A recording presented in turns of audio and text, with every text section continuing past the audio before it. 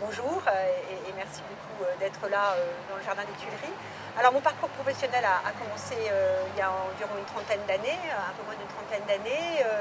J'ai été conservateur dans plusieurs musées, dont le musée des Monuments Français, puis le musée d'Orsay, puis j'ai coordonné le projet du Louvre Abu Dhabi au sein du Louvre.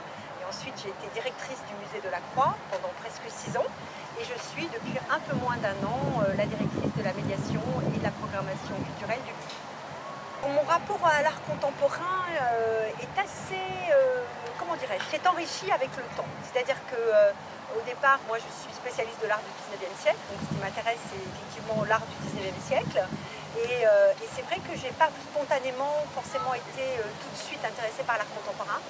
Mais il se trouve qu'assez vite, dans mes différents postes, j'ai eu à m'interroger sur la place de l'art contemporain par rapport à la collection dont je m'occupais. Donc petit à petit, j'ai commencé à voir ce que l'art contemporain, au-delà d'un choix qui ne m'appartient pas, je ne suis pas spécialiste d'art contemporain, mais pouvait apporter aussi dans la vision et dans la compréhension de l'art ancien.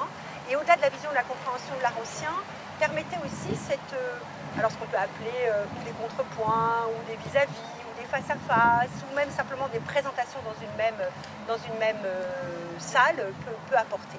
La FIAC, je pense, je suis parisienne, et donc c'est pour moi un des grands événements de l'automne parisien depuis longtemps. Voilà.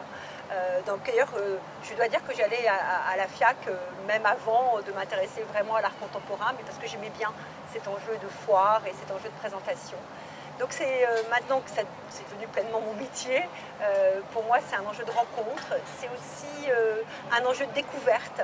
En fait, c'est un lieu que j'aime parcourir non pas pour être rassurée, mais pour être interrogée, pour être sollicitée, pour être même parfois un peu inquiétée.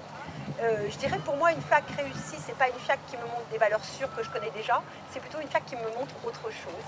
Le Louvre est partenaire de la FIAC hors les murs depuis déjà assez longtemps, je crois que c'est la 12e année si je ne dis pas de bêtises. Et donc on a un comité qu'on a institué qui réunit à la fois des membres de la FIAC, des membres du Louvre et des personnalités invitées. Et je remercie beaucoup les personnalités invitées d'avoir accepté d'y participer. C'est important, ça donne aussi un contrepoint important. Et maintenant, j'ai la chance de le présider avec Jennifer, et j'en suis très heureuse. Le rôle évidemment de présidente, c'est pas exactement le rôle de membre, parce qu'il y a quelque chose d'un peu différent qui oblige aussi à bien écouter tout le monde, à faire la synthèse, à relancer les débats. Je dois dire que j'aime beaucoup ça, je le dis sincèrement.